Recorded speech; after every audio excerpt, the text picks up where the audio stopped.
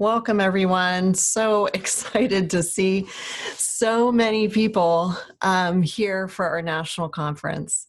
I'm Robin Shapiro, and I'm the board chair of WASHA. We are becoming Health Advocate X. You will be learning about that and the dynamic field of health advocacy as we spend the next hour together.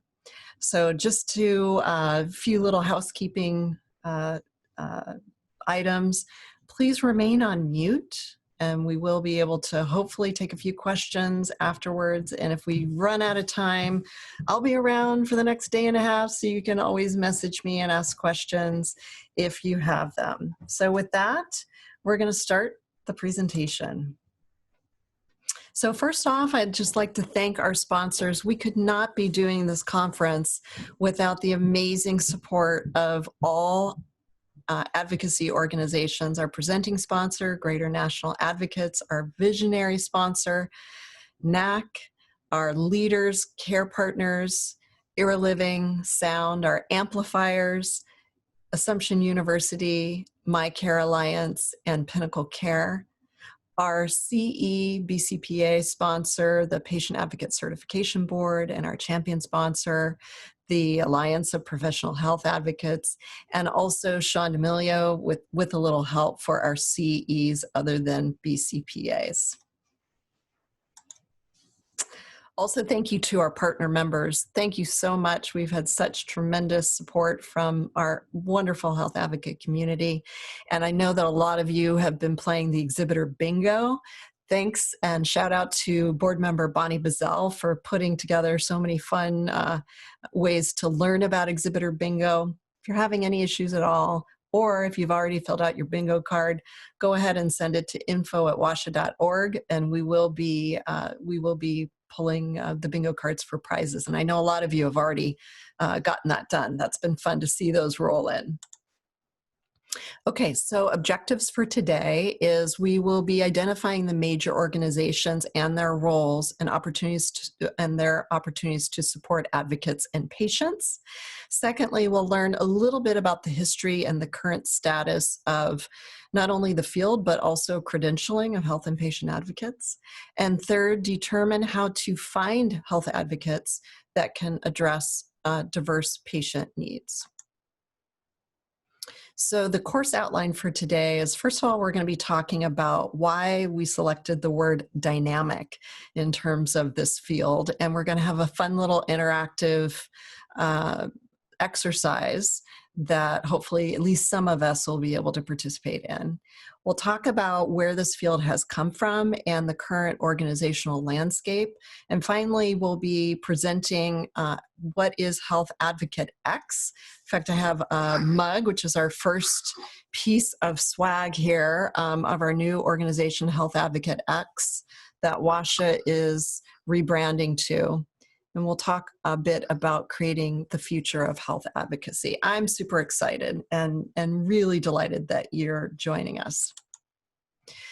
So why did we choose this topic and these words for today's session? Well, we are now into the field for about a decade.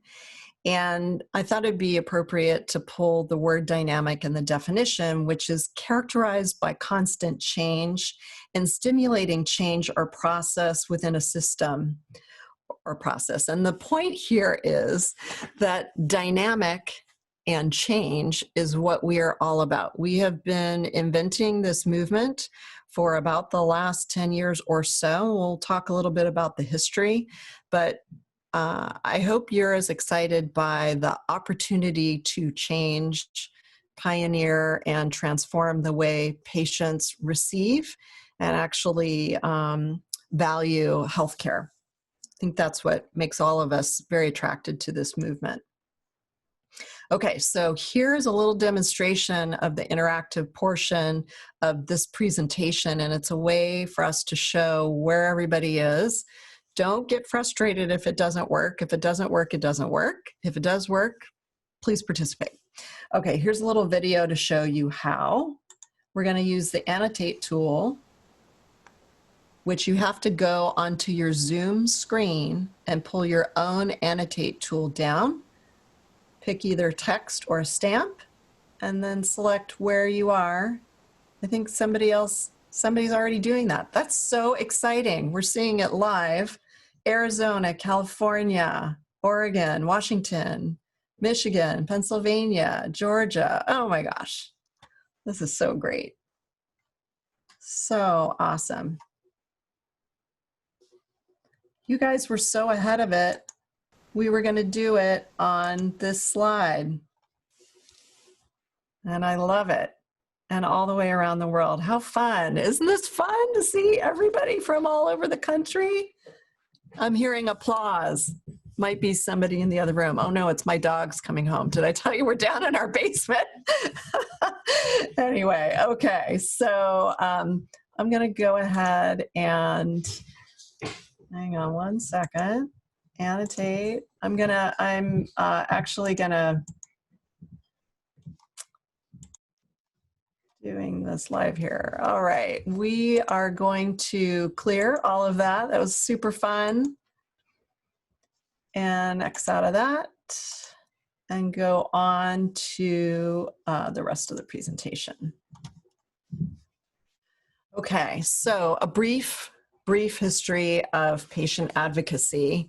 We're not going to go into every single aspect of the history, but let's just take a look of where we've come from. And it was really in the early 1970s, started with the movement of patient rights that led to the founding of patient and health advocacy movement.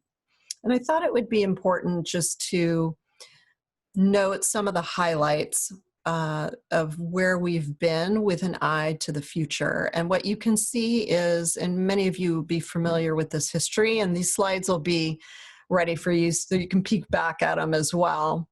But it's been really since about 2009, since the independent patient advocate movement has really started. And that was with the founding of the National Association for Healthcare Advocacy Consultants, or NAC, and Advo Connection and the Alliance of Professional Health Advocates.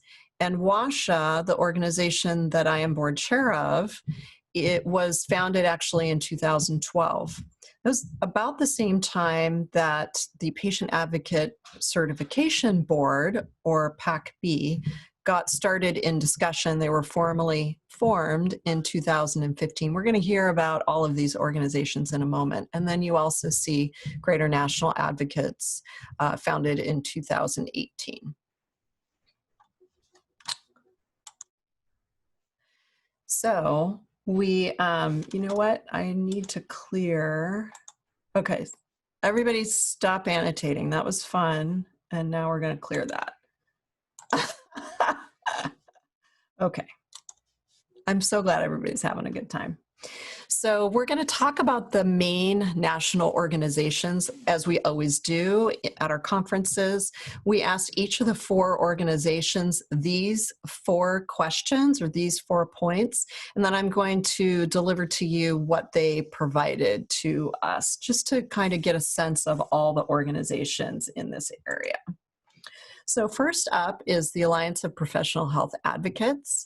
And this organization is founded and headed by Tricia Torrey, who is based in Florida right now. This is a private organization that was founded in 2009, as you saw on the previous slide. And it's just amazing that it's been more than 10 years. And Advo Connection provides patients and caregivers with access to professionals who may improve their journeys through the healthcare system. So that is many of you are familiar with that particular directory. APHA, the Alliance of Professional Health Advocates, their mission vision is to support advocates and care managers with the business and client services support that they need to start, grow, and maximize the success of their professional practices. Practice Up is relatively new.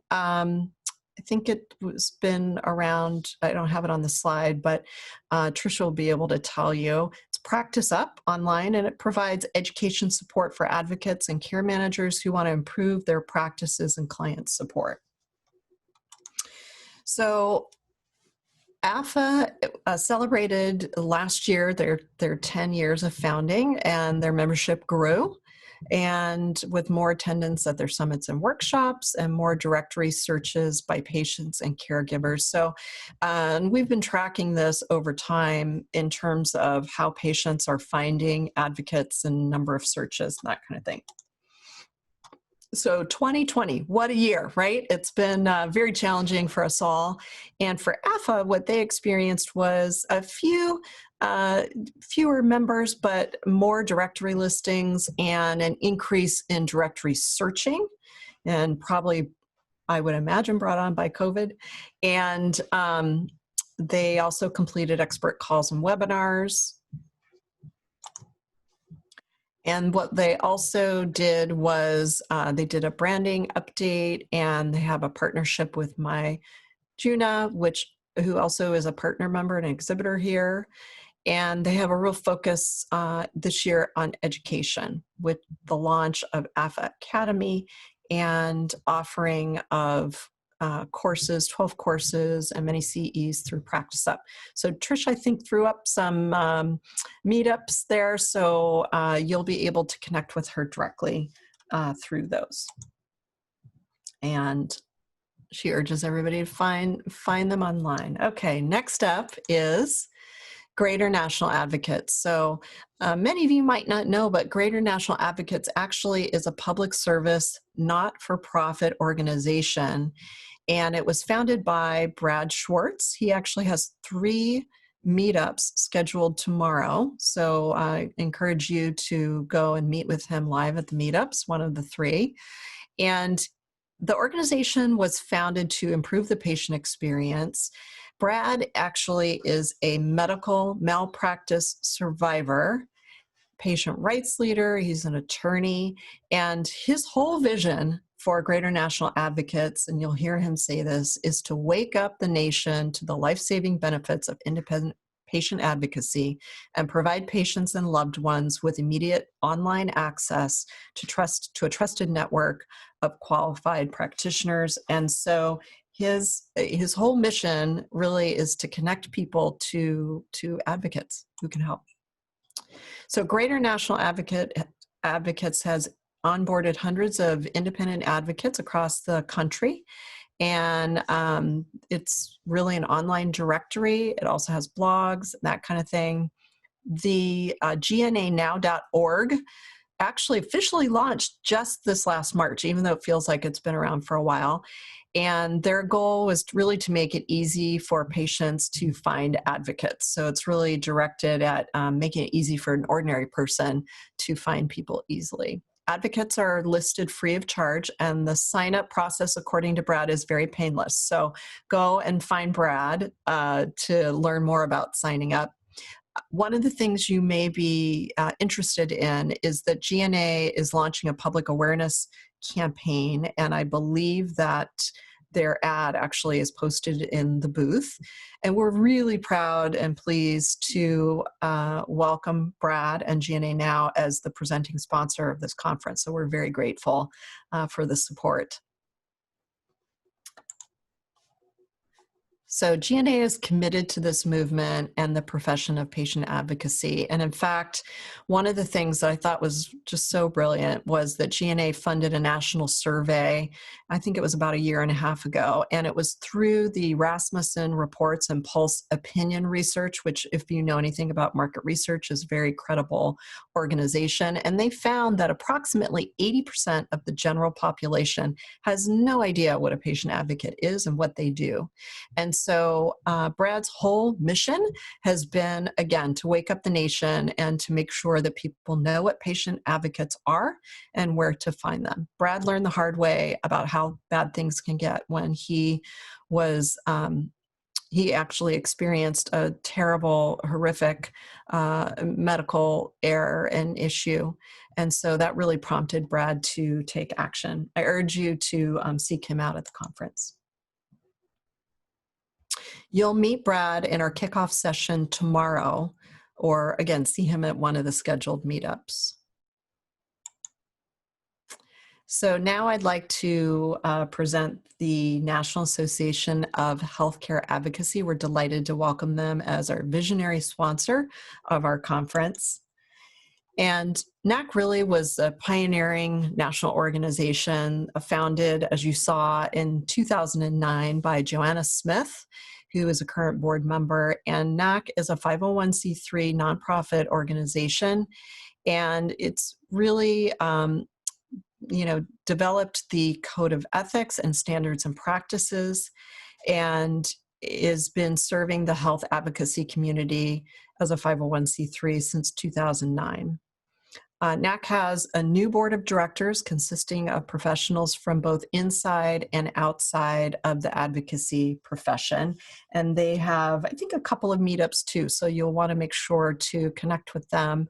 We're going to be hearing from Carrie Kimpton actually at the conclusion of our conference, and you're going to hear a message from her that's really fantastic. And we're very delighted by the support.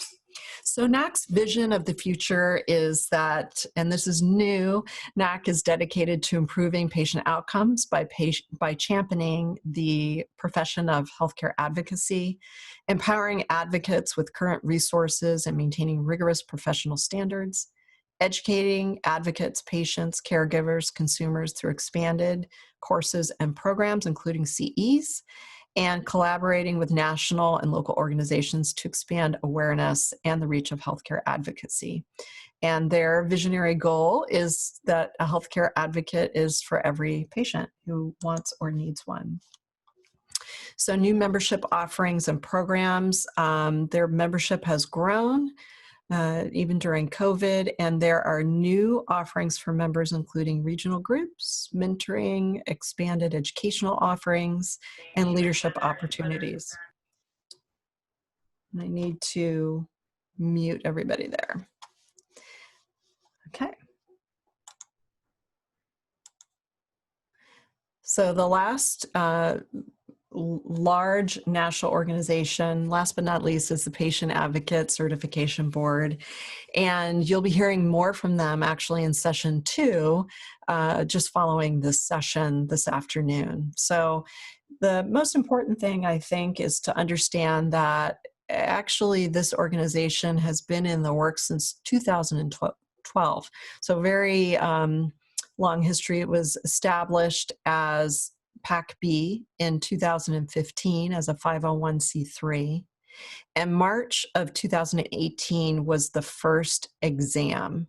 So the Patient Advocate Certification Board is a not-for-profit organization, and the mission is to benefit the public by granting the BCPA certification and upholding it as a recognized standard of excellence for patient advocates.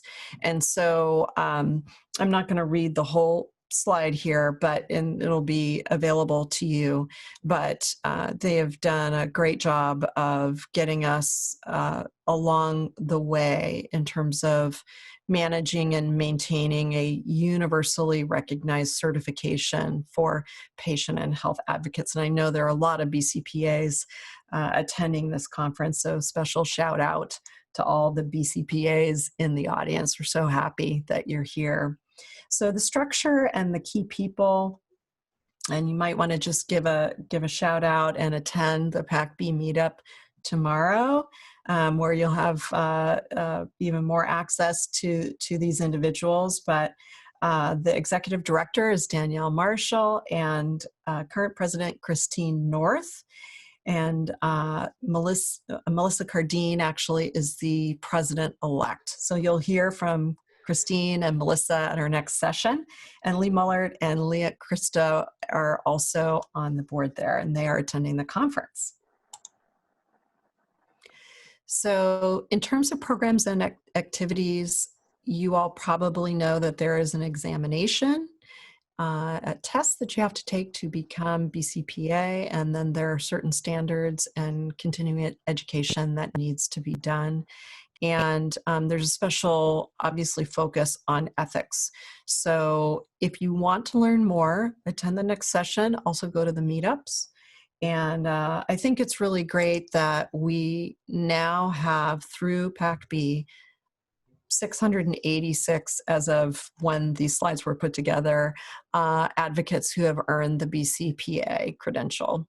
And you will hear a little later this afternoon at the next session about the role and function study, which will help define the skills, experience, and background that are associated with success in the patient advocate field. So, that will be a very important step forward, and you'll hear just more about how this credential will be going into the future, kind of what the next steps are, and also how you can participate, which I think is very important as well.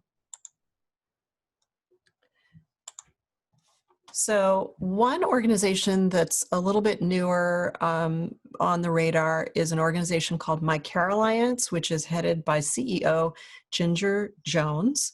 And their organization is really all about helping patient advocates and patient advocate organizations be more efficient. So I recommend that you visit Ginger Jones. She's giving a free membership giveaway for WASHA conference attendees. Thank you, Ginger, through November 15th. And check out that what's really cool about her organization, what she has assembled, is they are really focusing on advocate successes and also quantifying through data how advocates and patients can be most successful. So you'll definitely want to dig in with her and hear more about that, but I've had many conversations. It's really pretty cool. So please go visit her. So this part of the presentation is about WASHA, where we have been and where we are going as Health Advocate X. So a little trip back to we began our organization as a conversation, really, in 2011 that arose from many people being interested in what this field was doing here in Washington State. And we had a convening conversation in 2011 attached to a Care About Your Care national campaign, as well as the, it was called the Pacific, I think it was the Pacific Northwest Health Alliance, now the Washington Health Alliance, back when. And we sent out a notice to everyone that we knew to say, do you want to participate in a conversation about what health advocacy, patient advocacy is? And about 40 people showed up across many different sectors, including people who wanted to do this work, patients, insurers, allied professionals, providers, and that got us talking, and it really started to the founding of the Washington State Health Advocacy Association in 2012. Our first executive director and co-founder was Io Dolka, and co-founder Beth Droppert, as many of you people know, who's here, and you'll hear from her throughout the conference as well. We founded with a mission to be dedicated to promoting health advocacy in our state, empowering patients, and improving health. And our vision was really to revolutionize how people view their health by helping people transform into empowered and active partners in their own healthcare, in our own healthcare. And so we have used that mission and vision over the last 8 years to really experiment with a lot of different programs and offerings to see what has been most valuable. And here's just a little something about, some of the things that we've done. We've done meetings, and I think I have a slide in here about what we do. So many of you might be wondering, so why is WASHA becoming something else? And so really, we focused on taking a really good look at what we do and understanding that we really want to have a bigger impact. And a lot of our programs are having really, we do a lot of measurement and evaluation surveys, net promoter score, all kinds of measurement. And we wanted to really share what we've learned and also make sure that more people benefit from what we've been developing. And we like to partner with other organizations to be a real catalyst for change. We also found that in March, Washington State was obviously kind of the epicenter of the start of COVID. And we were so fortunate to have on our board Dr. Dale Reisner, who's medical director of OBGYN quality and safety at Swedish Health Services here, big hospital system. And we partnered with her to start doing weekly COVID-related conversations called community conversations on COVID updates. And then we partnered her updates with real live information that was valuable to our community with leaders in related topics. And we had been doing those weekly, mostly weekly, since the end of March. In fact, all of those were free, and they're posted free and available to the public.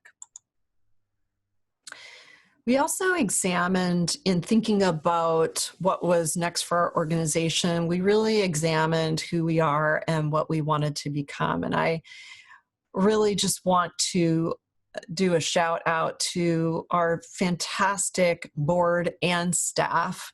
So, you know, an organization like this is only as successful as the people behind it. And we've been really, really blessed to have a board that has been very consistent. Many of our board members have been on the board throughout the 8 years. Some have switched out.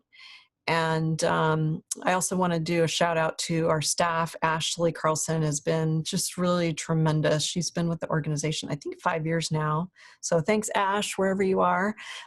She's upstairs. But, and so we also have had a lot of talent to take us where we are and looking into the future, how to leverage what we've built. So one of the things that we did in thinking about our path forward was we really reached out to people in the advocate organizations and leaders in the field. And so I just want to say thank you to all the people who took our calls and were patient with us, because when we started out, we just said, you know, we want to move forward and leverage what we're doing. We don't know what it looks like. We don't have an exact name for it. So help us dream together. And so many of you who are attending this conference right now, who are the leaders in advocacy, stepped up to have those conversations. And your input was really just tremendous and invaluable. And we really valued the partnership that we were able to engender and soft sounding these ideas. We did not have a fixed concept, and so the collaborating and growing was really good. Getting a little bit of static, Dylan. We knew that our perspective was firmly rooted in serving patients as a 501c3. And so we wanted to be part of continuing to grow professional advocates to be able to support patients and family members moving forward. So we thought it might be fun to take you through some of our branding, not only so you have some insight into where we are going as an organization, but in thinking, if you are an advocate, if you have a business, even if it's not an advocacy business, just to kind of look at how branding goes and how this could be even applied to thinking about how you do your business. Still getting the static. Okay. So we looked at who we are. So how we define ourselves are leaders, innovators, and collaborators. So pioneers in health advocacy, we lead the way for health advocacy to be practiced by professionals and individuals. And so we believe that advocacy is not only a professional thing to do, but that patients, family members, neighbors can all practice health advocacy skills. We also believe in innovating, and so we are not afraid to experiment, and we've done a lot of creative programs to see what is most impactful for patients, families, and advocates. We also pride ourselves on being collaborators, and we partner with organizations and leaders sharing our expertise and learning so our collective efforts may scale and benefit the most people possible. We're a 501c3 nonprofit organization. We're a community of over 1,500 people and growing, and we include over 100 professional partner members.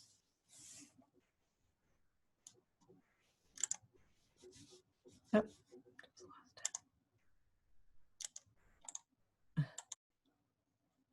This is live. I love when things glitch. Thanks for sticking with me. Okay. What we believe. So these are in our values: trust, diversity, and integrity. So trust being you can count on us to be who we are and do what we say. Diversity, we encourage and welcome differences in opinion, background, experience, perspective. We are stronger and better with diverse voices driving our progress. We firmly believe that. And third, but not least, is integrity. So honesty, transparency in our operations and in all aspects of our work is highly important to us. And you see our personality of our organization. We think of our organization as a brand or kind of a person. And so our personality is confident, experiential, collaborative, curious, professional, inclusive, innovative, and experienced. And if you're wondering kind of why we've done all these different steps, it's a typical branding process that you do when you're creating or recreating an organization. We'd be happy, separate from the session, to take you through. There's a whole lot more that we've done, and it's kind of a really fun process. So if you want to know kind of the behind the scenes, we're happy to talk with you about that also. So what we do, so this is really the meat and potatoes of why we exist. So we characterize it in three areas: education, skill building, and connection. So public presentations is a big part of what we do. We do that through literally giving presentations, and also through, you'll see in the second section, train the trainer. So training other advocates to give educational presentations. We have a regular e-newsletter. We have those community conversations, like what we said, COVID-19 related at the moment, but we believe that moving forward into the future, we'll probably venture into other timely, of the moment topics, hot topics that are related to advocacy in real time. And I'm going to explain how the community conversations work a little bit later in this presentation. We started a podcast and we do some social media. Thank you to Jessica Koldstad Kim, who's been board member with us for a long time. Skill building. We do workshops, webinars. We have networking, and in fact, we'll be doing national networking moving forward. We do something called case review. I'm going to talk about that a little bit later. And then connection. We host a directory, which now will be national. We send people to other people's directories. If we can't satisfy a patient or somebody who's trying to find an advocate, we always try to connect people to other resources through our inquiry program, which is overseen by Beth Droppert. I'll be talking about that in a moment. We also really want to start a volunteer program, so that's a future aspirational thing to do.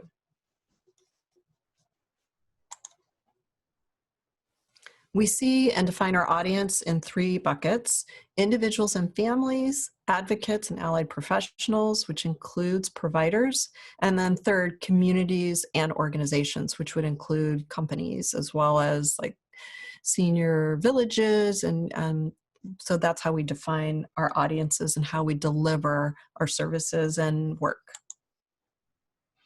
So when we were sitting down to rebrand, we worked with this fabulous designer. Thank you, Vanessa Laughlin of Bannister Advisors, for recommending Jackie Huck, who is with Huck Yeah. And we talked with her about our organization and also our aspirations. And so what she did was she put together, based on interviews and conversations, kind of a word map of who we are and who we're becoming.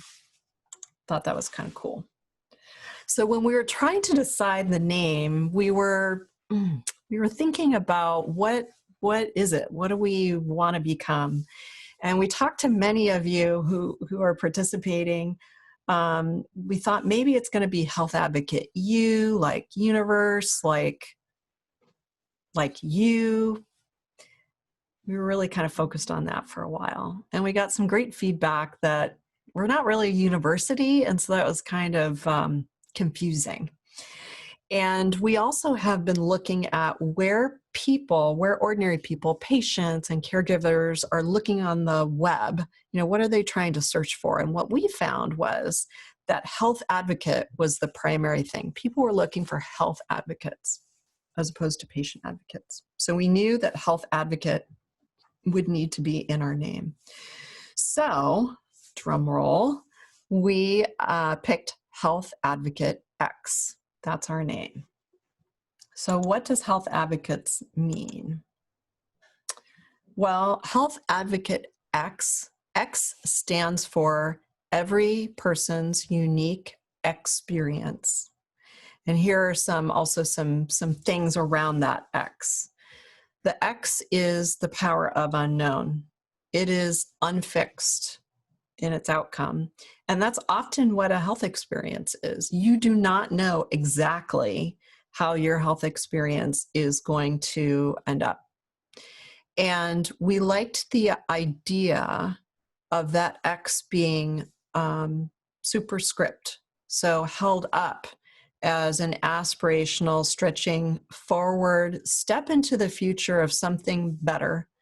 And by putting health advocate and health advocacy at the front, we believe it positions health advocate and health advocacy to be a leader in elevating the power of the patient experience. And so that's kind of the little bit of the story and the ideas behind it. Again, we did a whole bunch of branding, and happy to share all of that information with anybody who's interested, because it is kind of fun. We then engaged Jackie, our designer, in doing a visual process of, what the brand looked like. What's our organization look? And she started with these, which I think were all really, really fun. And then many of you weighed in on what you thought and what worked and what didn't work. And what I think is so interesting is where we ended up, right? So this health advocate number 3 here got mushed a bit with the concept of this superscript and the aspirational, like, arms up of number 1. So Jackie did a great job of combining all those into this Health Advocate X. So this is our new logo, and you can see here the beginning image of what will be shared on our new website, which is not quite ready yet. We were hoping, but didn't quite get up in time. So you have to wait a little while until we launch that, but we are going to be coming soon. So that's kind of the look and feel. So our name, our mission, our vision, we talked a bit about the name and what it means. So our vision, how we have defined it, is that far away thing that if we were successful, would be how the world works, right?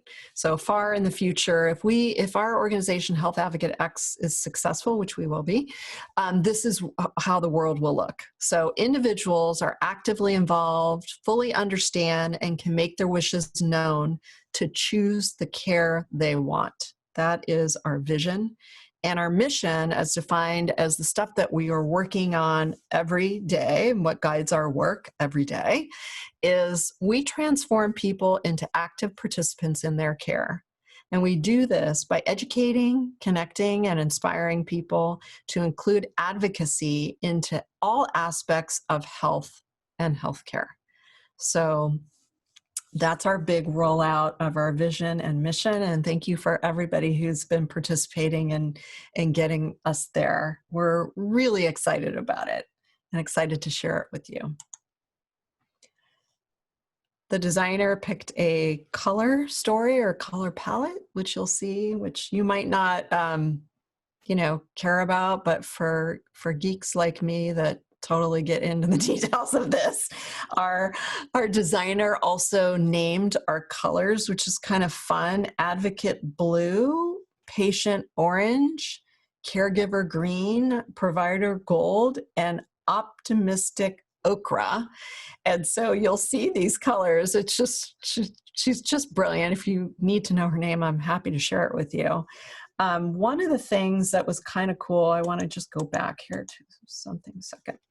So when we were looking at this X, originally we had it all orange, and I think it was board member Bonnie Bazell who said, what if we changed that dot and assigned a color to the different audiences that we're reaching? And that is how the dot became actually blue, because blue is representative of advocate, and the Health Advocate X logo with the blue and the orange is all about the melding of health advocate and patient.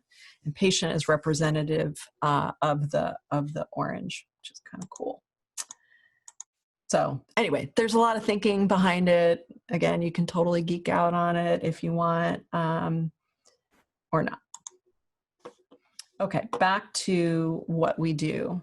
So the reason why I put this slide in here again is people want to know, what is Health Advocate X? What are we doing? So I told you about who we are, and what we do really is going to be largely the same, but how we see that being executed is on a larger scale. So I'd like to invite everyone on behalf of our organization to participate in helping us to continue to deliver great programs, but with larger leveraged impact. So if there's a way for us to be collaborating with you, whether you're, maybe a couple people in a certain geographic area, or an organization that can help utilize our programs or learnings, we want to hear from you, and we'd love to collaborate. So let us know. Stop by our booth, message us. It's going to be a group effort. So the other thing that we are so excited about was we wanted to make sure that there was direct advocacy input from advocacy leaders about what we are doing as an organization. So I'm very excited, very proud to announce our Health Advocate Springboard. And these three tower leaders in the advocacy field, you'll hear from tomorrow at our opening, at the end of our opening session. You'll hear from them live. They're going to be live streamed. If you have never met them before, they're just a complete delight. So Anne Llewellyn, who's just, she's been in this field from the very start, among many, many other things. She's a blogger. She's with NAC. She was with the Professional Patient Advocate Institute. She's with ICOPA. She's from Florida. You're going to hear from her tomorrow. Io Doka was, like I said, WASH's first executive director. She is based out of Seattle when she's not in Greece.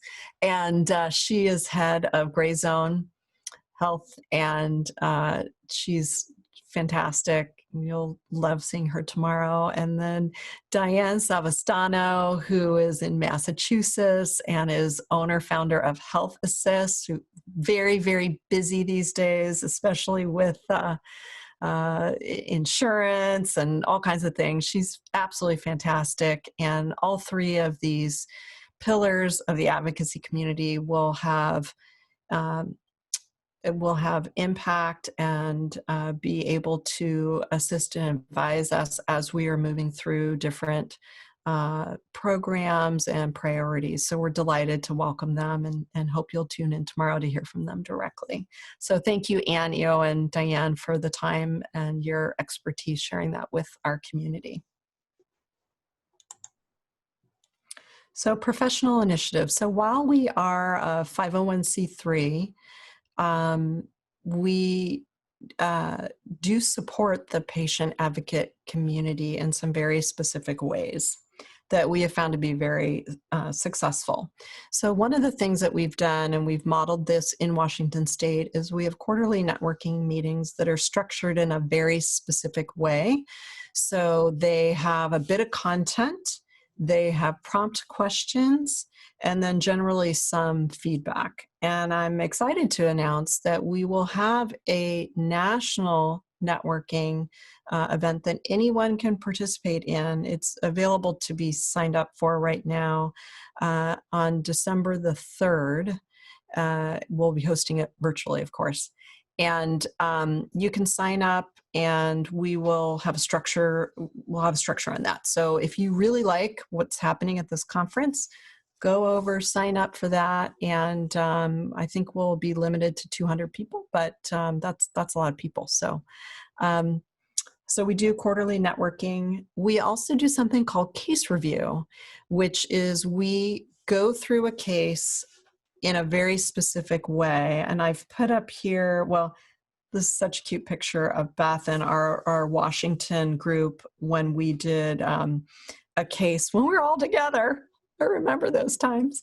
Um, and we do just a whole bunch of different topics. The picture here that you see with the mandala um, and Crystal Flores, Crystal is actually a death doula. I think most of you know what that is. A death doula is like a birth doula, but works with people at the end of their lives. Anyway, she did a fascinating case review a couple months ago on voluntary stopping of eating and drinking, which is a specific way to end one's life. It's not very well utilized throughout the country, and she went into her particular case, which is really fascinating. So we like to help advocates learn by doing case review, which is a benefit of being a member. Like I said before, we've been hosting community conversations. We began in March. In fact, I know that many of you on this in this conference have been attending the community conversations because I recognize your names, and it's been really fun to get to know you too. We, are always looking for great speakers who are, have content and are good speakers related to COVID-19. We will be having our next community conversation will be November the 16th, and we just learned that we're approved for one BCPA CE. So that community conversation right now is free. And so, and we'll work out the CE details as well. So we hope to be providing CEs on the community conversations moving forward. One of our other programs is licensing our Train the Trainer on a variety of different presentations. One is the ABCs of an Effective Doctor Visit, and we're grateful for these advocates who are delivering those presentations. And if you're interested in that, we can talk offline about the process for licensing that. One of the other things that we do, which is maybe a little unique, is that since our founding, WASHA has been responding to inquiries under the oversight of Beth Droppert, who is our vice chair. And so inquiries being questions of any kind of question related to health advocacy, finding an advocate, finding resources, comes into WASHA, and we take those calls and do the research.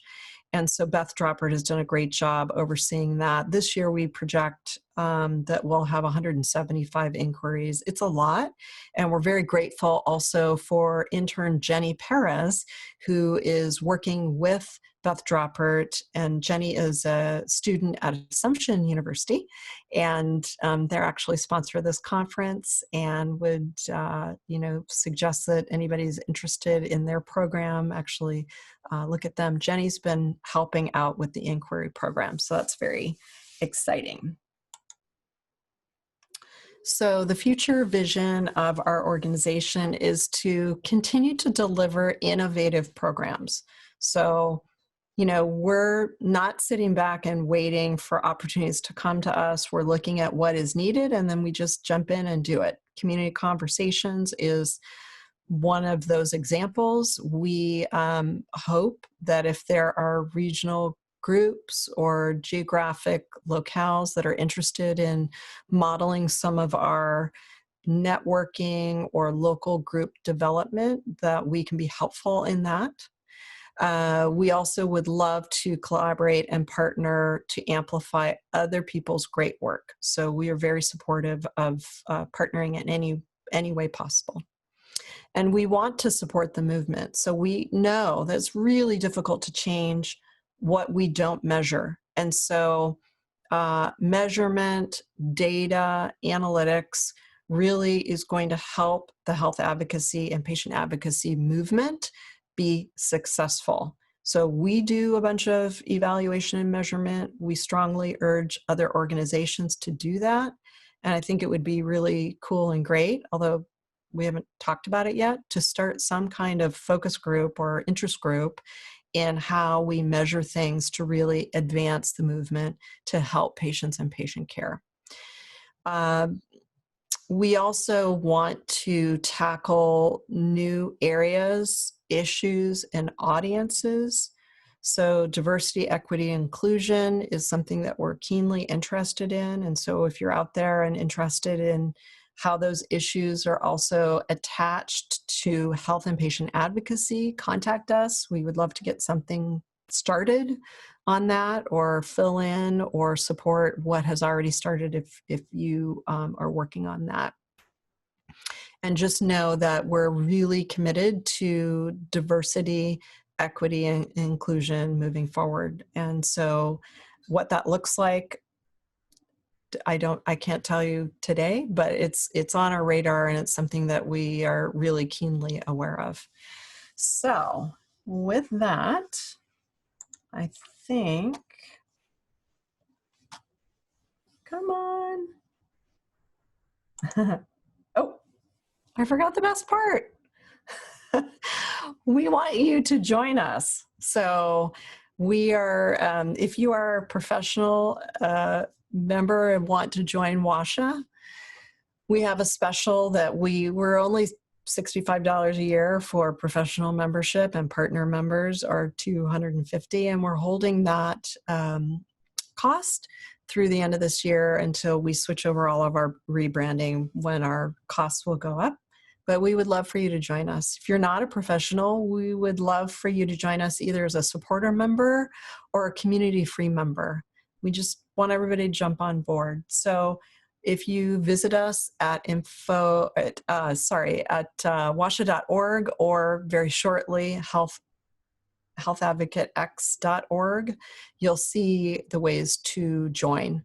It's really pretty easy.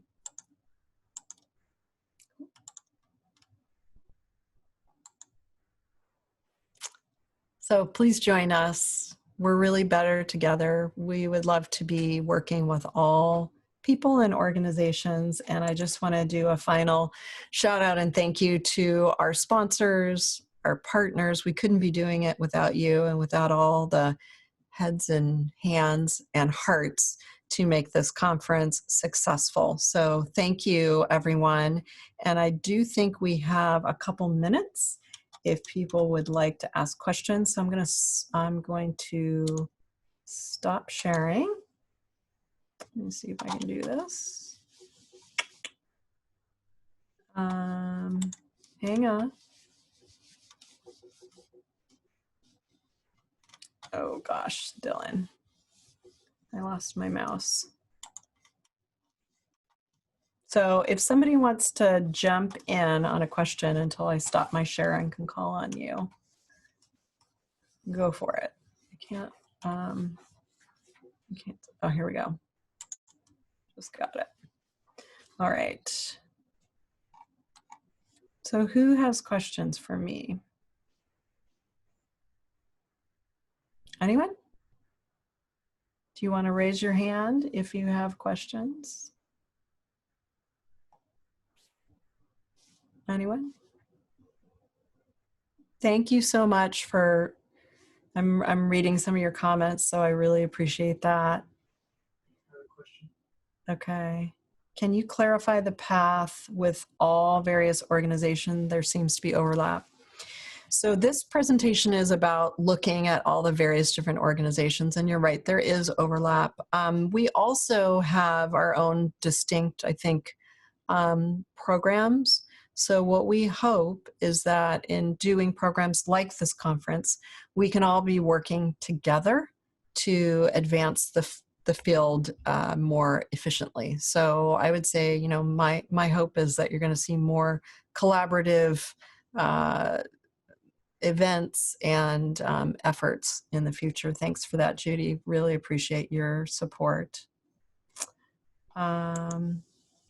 So where do the saved chats go? I think, I don't know. I don't know who's saving the chats, but I think somebody is. Other questions? Do you see any other questions, Dylan? New message. Do you think that there's a role for health advocacy in partnership with offices that service students with disabilities on college and university campuses? That's a really interesting question, and I hadn't thought about it, but yes. I think, you know, one of the things, and I mentioned this with you know, Brad Schwartz, Greater National Advocates, did the survey a year and a half ago that showed that 80% of the general public doesn't know what patient advocacy is or what we do. And so, you know, I think we are still on the early side of people really understanding what patient and health advocacy is. And so, yes, I believe that there's room for that. I think COVID is helping to push people to understand that even if you are a healthy person, a young person, something like COVID can dramatically impact your life. And so I think this is health and patient advocacy's moment to step in and say, you know, we cannot take for granted our good health. No one can. And so health and patient advocates can help support, educate, help us skill build, and then partner where, you know, an ordinary patient or family member can't get the job done. That's when a professional health or patient advocate can step in.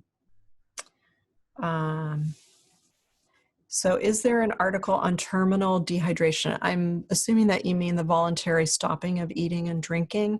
Actually, Phyllis Shatner, and I think the name is Shatcher. You can Google this.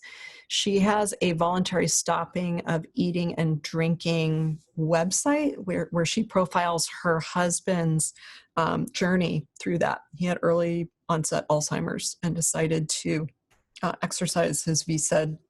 And it's she also has written a book, so you can easily find that. Or if you want to send an email to info@washa.org, we can also send that to you.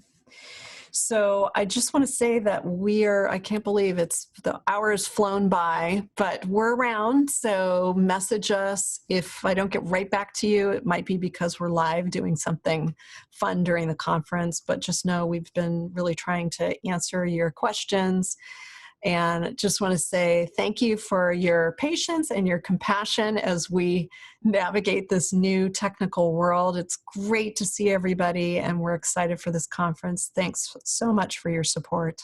And we'll see you at the next session in 15 minutes, the National Advocate Networking event sponsored by PACB. Thanks.